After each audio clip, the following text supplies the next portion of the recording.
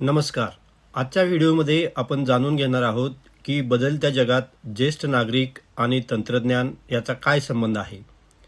आजचे जग झपाट्याने बदलत आहे. पूर्वी पत्राप्रमाणे होणारा संवाद आज मोबाईल फोनवर एका क्षणात होतो. बँकेची कामे, तिकीट बुकिंग, डॉक्टरांचा सल्ला, खरेदी विक्री सगळं काही आता डिजिटल स्वरूपात होत आहे. या बदलत्या जगात अनेक ज्येष्ठ नागरिकांना असं वाटतं की AI तंत्रज्ञान आपल्यासाठी नाही किंवा आपल्याला जमणार नाही. पण प्रत्यक्षात मात्र असं काहीही नाही.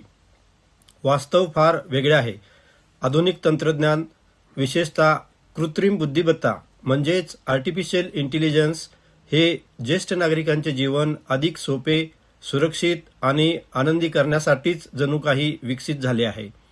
AI ही भीतीदायक गोष्ट नसून ती एक मदत करणारी व्यवस्था आहे.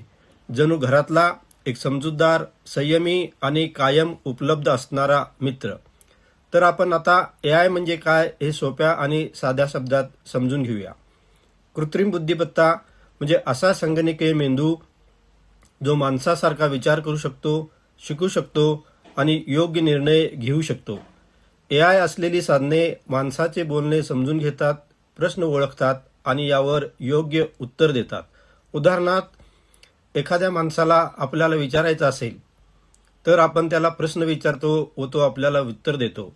तसेच AI ला आपण विचारू शकतो किंवा ज्येष्ठ नागरिक विचारू शकतात, आज हवामान कसं आहे, डोकेदुखीवरती काय करावं, संध्याकाळची पूजा कशी करावी.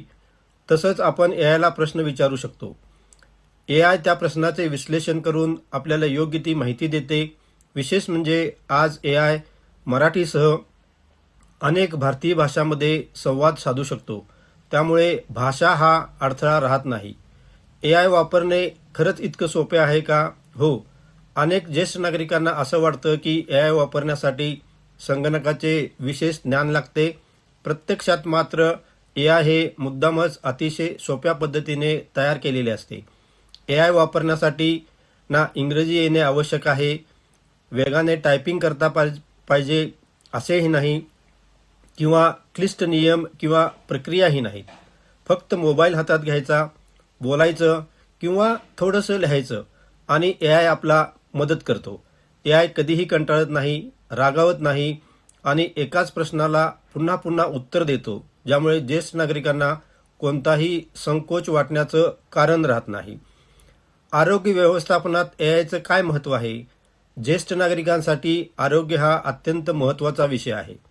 वाढत्या वयासोबत मधुमेह, रक्तदाब, सांधेदुखी, स्मरणशक्ती कमी होणे अशा समस्या उद्भवतात. अशावेळी AI उपयुक्त ठरतो. AI आपल्याला औषधांची वेळोवेळी आठवण करून देतो. हलका व्यायाम, योगासनं, प्राणायाम आपल्या तब्येतीप्रमाणे सुचवतो. आहाराबाबत सुद्धा ज्येष्ठ नागरिकांना मार्गदर्शन करतो. सामान्य घरगुती उपाय आपल्या आजारावरती सांगतो. AI ही डॉक्टरांची जागा घेऊ शकत नाही, परंतु डॉक्टरांकडे जाण्यापूर्वी प्राथमिक माहिती देऊन ज्येष्ठ नागरिकांचा आत्मविश्वास मात्र नक्कीच वाढवतो. आज अनेक ज्येष्ठ नागरिक एकटे राहतात. मुलं नोकरीसाठी दुसऱ्या शहरात किंवा देशात असतात. अशावेळी संवादाचा अभाव जाणवतो आणि मानसिक तणाव वाढतो. AI अशा परिस्थितीत संवादासाठी उपलब्ध असतो. आपल्या आवडीच्या गोष्टी, कविता, अभंग, भजन आपण सांगल त्याप्रमाणे वाजवून किंवा लावून दाखवतो. आपले छंद जोपासायला मदत करतो. छोटे छोटे वेगवेगळे गेम्स, कोडी या प्रकारे तो आपल्याला मदत करतो व मेंदू सक्रिय ठेवण्यासाठी उपयोगी पडतो. AI माणसाची जागा नक्कीच घेऊ शकत नाही, पण एकटेपणाची तीव्रता नक्कीच कमी करू शकतो. दैनंदिन जीवनात AIचा काय उपयोग आहे? AI ज्येष्ठ नागरिकांच्या रोजच्या आयुष्यात अनेक प्रकारे मदत करतो. फोन कॉल लावणे, उदाहरणार्थ आपला मुलगा मुलगी कुठं लांब राहत असतील तर डायरेक्ट त्यांचं नाव घेऊन याला फोन लाव असं म्हटलं तर डायरेक्ट फोन लावून देऊ शकतो. अलार्म्स आणि रिमाइंडर्स सेट करता येतात. आपल्या औषधांच्या वेळी, रोजच्या सवयी यांची तो आठवण करून देतो. सांगितलेल्या वेळेला बातम्या लावून देतो. प्रवासाला कुठं जायचं असेल तर संपूर्ण प्रवासाची माहिती जागेवर बसून देतो. बँकिंग किंवा सरकारी सेवांची माहिती ताबडतोब घर बसल्या देऊ शकतो. यामुळे ज्येष्ठ नागरिक अधिक स्वावलंबी बनतात. इतरांवर अवलंबून राहण्याची गरज खूप कमी होते. AI मोफत आणि सहजपणे उपलब्ध आहे. त्याच्यासाठी गुगल असिस्टंट हे जे टूल आहे याने आवाजाने संदेश देऊन आपण काम करून घेता येतात. उदाहरणार्थ TV लाव किंवा फोन लाव अशा गोष्टी सहजपणे आपण संवादाद्वारे आदेश देऊन करून घेतो. ChatGPT सारख्या गोष्टी आपल्याला कोणत्याही विषयाची माहिती एका सेकंदामध्ये लावून देते. ही साधने स्मार्टफोनवरती सहज उपलब्ध असून कोणतेही अतिरिक्त शुल्क यासाठी लागत नाही. यामुळे आपण जगाशी जोडलेले राहतो.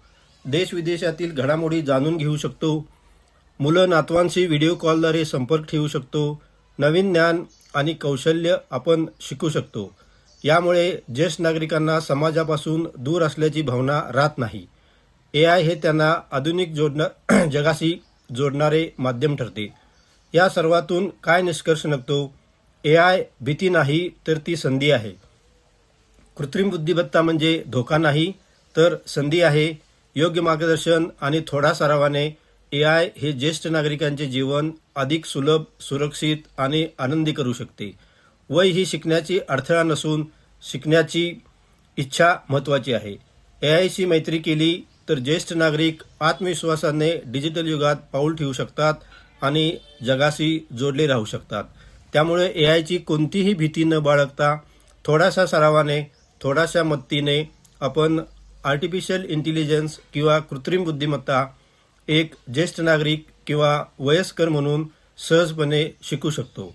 AI ची भीती न बाळगता त्याच्याशी संवाद साधण्याचा प्रयत्न केला तर आपलं जीवन अधिक सुखी, आनंदी आणि सहज होईल.